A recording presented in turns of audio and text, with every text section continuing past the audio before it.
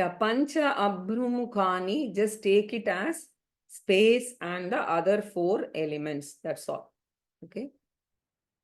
Abhram represents space.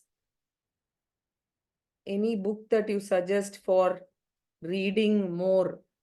Tattva Bodha and Introduction to Vedanta. That's all. And then please follow, do Gita. Then you can come to Upanishads if you're interested. Will Vyoma be giving some material? Yes, it's there on the site. You can download all the PDFs. Okay.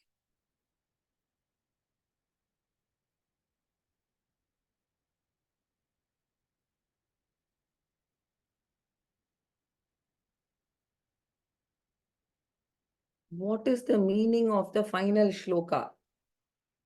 Yeah, that we'll see. I have not yet completed because I just had to stop halfway. We'll see the full meaning in the next class. We are basically seeing the definition of Sukshma Shariram there. So we will continue. There is something more left. So don't get too... Yeah, we still have a whole lot left. So we'll come to it. For Vivekachudamani and translation, I see, my suggestion is just follow the class and whatever meanings I'm giving there. The reason is I'm actually looking at the meaning in 2-3 books, but I'm trying to articulate it in a way that you understand better. That's why I'm not giving a verbatim meaning there, because after the class, you won't be able to relate to if I use very difficult terms. So just use this. But if you still want a book, there is Swamiji's book on Vivekachudamani by Swami Dayananda Saraswati, which is 108 selected verse. You can use that. Or you can use the Ramakrishna Mission book also. That is the full 500 odd verses.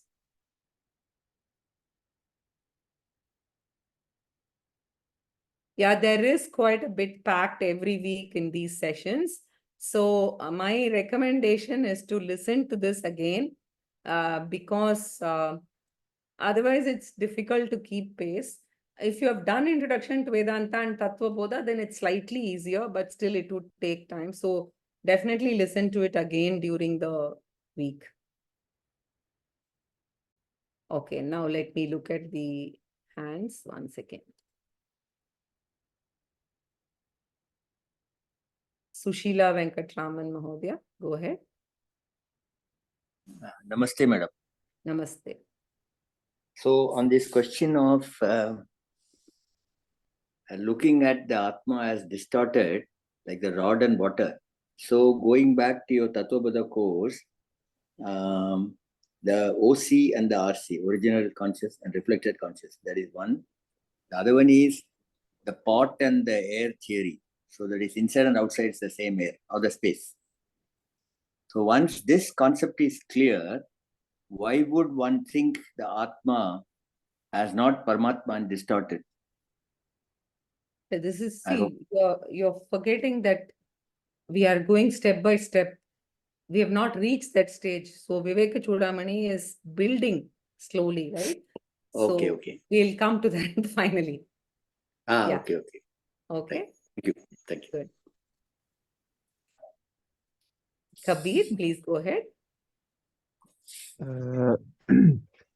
Madam, my question is related to this karma. My question is related to karma. How we will know what we are doing is good karma or bad karma? And second thing, by going through all this good karma and the bad karma, what is getting proved? It's a question. What is getting proved? Proved.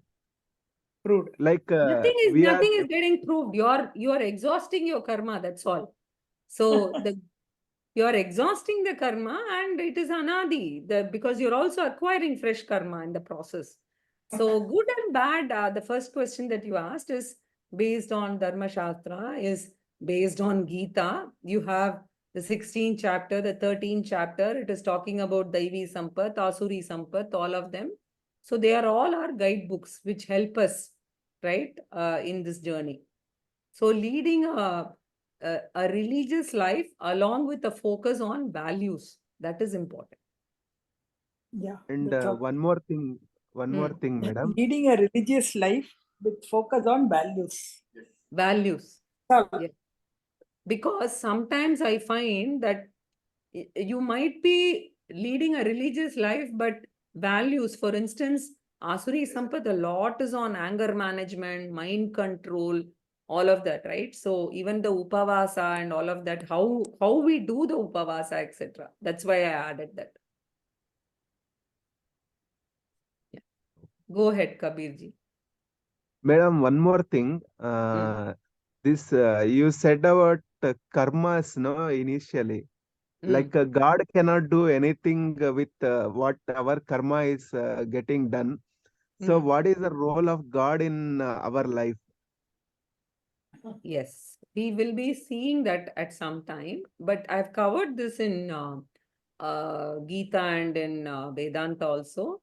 See, there are only if you lead a religious life and you're able to, go through Sakama Bhakti, Saguna Ishvara and all, your mind is prepared for even this journey. That is one thing. And the second thing is, when I say God cannot do anything, I'm saying God cannot be partial and treat you differently from somebody else without any reason. So it is only through karma and the administration of karma that good and bad can happen. But can you influence your karma? Yes. Definitely prayers will help. God can help in those respects, right?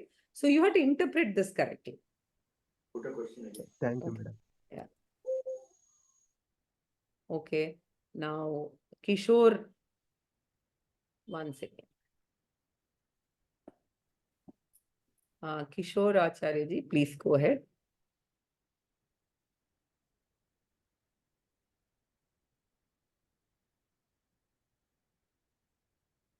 Kishore Acharya ji.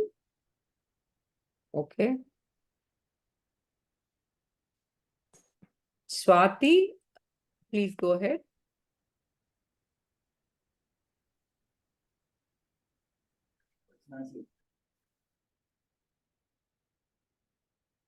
Swati, maybe you're not.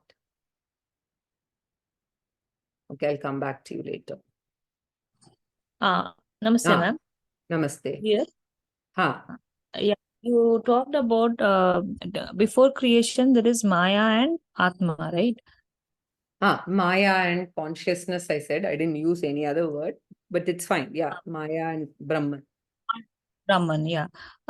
So then isn't this Dvaitam? Now, how will it be Advaitam? Yes, we'll come to that. It's a very long topic. Now, Maya and Brahman cannot be counted as two. Why? We will see. Okay? So please wait. It's a much deeper topic. We'll come to it. Thank you. Okay? Swati, go ahead.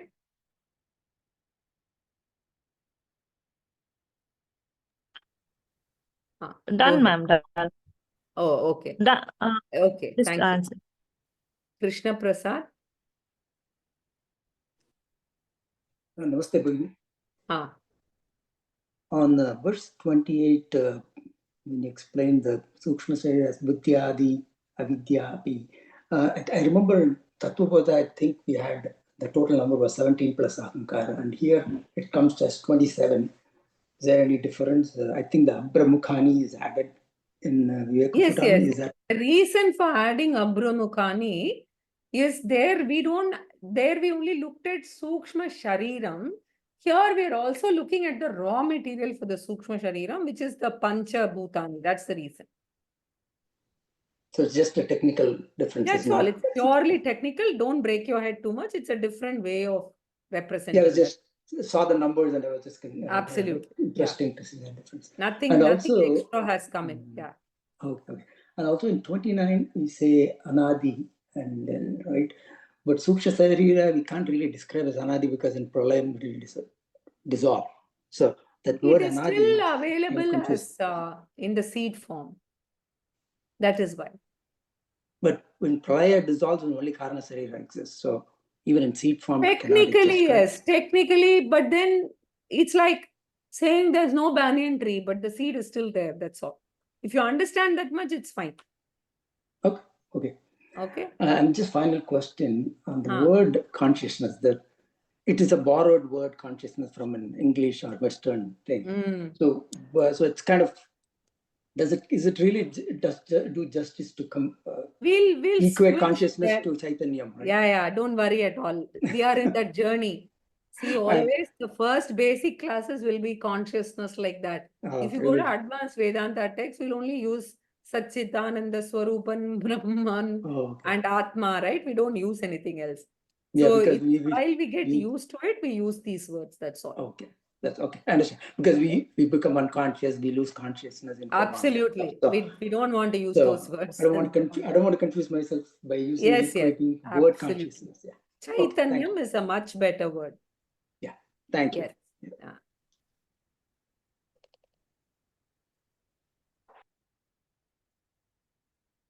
Amit Jindal, please go ahead.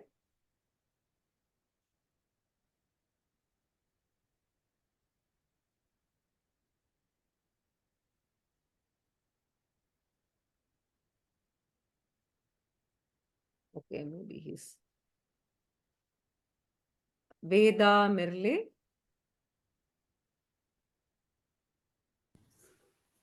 Namaste. Namaste. My question is, I didn't understand properly about, you explained about prarabdha, karma, sanchita and agame. Prarabdha, I understand. Sanchita is the day you are born until today is sanchita, accumulating? No. My sincere request is that you should go to Introduction to Vedanta and revise this part because it's been dealt with in detail there so that you understand it. And it's very important to understand this correctly. So please, definitely that 1 hour you listen. Okay. Okay? Okay, thank you. Yeah.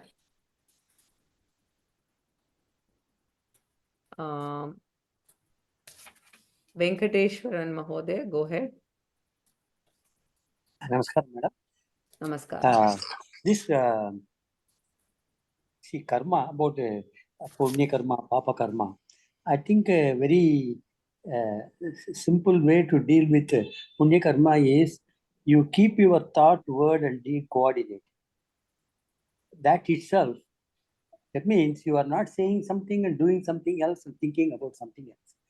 Then see many times people say keep life simple.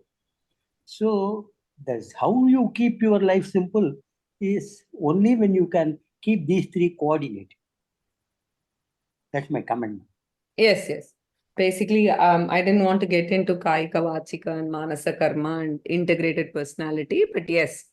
So, agree. So, I think there are no other raised hands here. In the Q&A, okay. Can we understand that any illness of the body originates from the Sukshma Sharira? Yeah, the functioning of the body is generally associated only with Sukshma Sharira and of course Pancha Kosha, where the most important parts, the Vijnanamaya Kosha, Manomaya Kosha, and we'll see all that, right? And Annamaya Kosha. Basically, the Pranamaya Kosha, Manomaya Kosha, and Vijnanamaya Kosha map to Sukshma Shariram and they are responsible. Yes. Does Sukshma Sharira get dissolved at the time of death? If yes, can I equate death to Pralaya from the perspective of Jiva? No.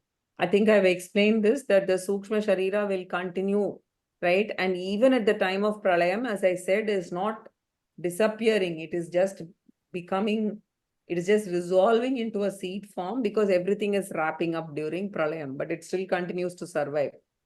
You can ask a question. Right? Okay. I think there are no more questions here and okay, there are few people who have raised their hands. Yeah, Sushila ji, please go ahead. Madam, I'm Venkataraman again. Yeah. While answering a participant's question, you just said something like, it's how we practice upavasa, and you left it like that. Can you elaborate? Okay. See, for instance, you can practice upavasa just for a sake of, doing something for the sake of religious practice, right? Take Ekadashi, you don't eat, or you eat some one time, some meal, and that is an upavasa, and you can continue. Now, as per when you're doing it as a tapaha for chitta shuddhi, then you would like kind of spend the day listening to Vedanta, carry out whatever you have to carry out the day in accordance with, what is required for a Vedantic life, rather than just, doing it for the sake of puja or something and asking for something for your own self.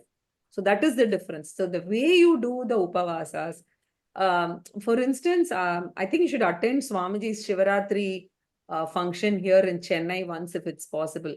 The way it's conducted, the serene nature, and what we listen the whole day, etc., right? Those are different for a person on a Vedantic pursuit as compared to a religious person. That's all. I see. So essentially, it is, let's say, religious base and Vedantic base. That's what it is. Yeah, basically Nishkama Bhakti or Nishkama Upasana. Basically, you're doing for the sake of Chitta Shuddhi and for your Jnana Vairagya Siddhyartham, rather than doing it for just a pure religious, Ritualistic. Kamya karma. That's all. Ritualistic. Ritualistic. And also Kamya karma. Basically wanting something for the family. Always this give me comes. Okay. That is the difference. Yes. We will expand on. Thank you much. Thank you. Kishore Acharya ji, go ahead.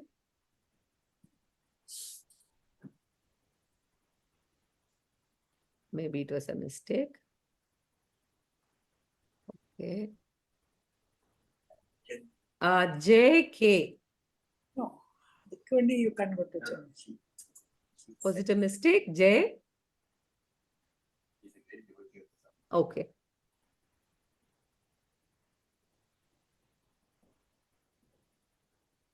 Sita, please go ahead.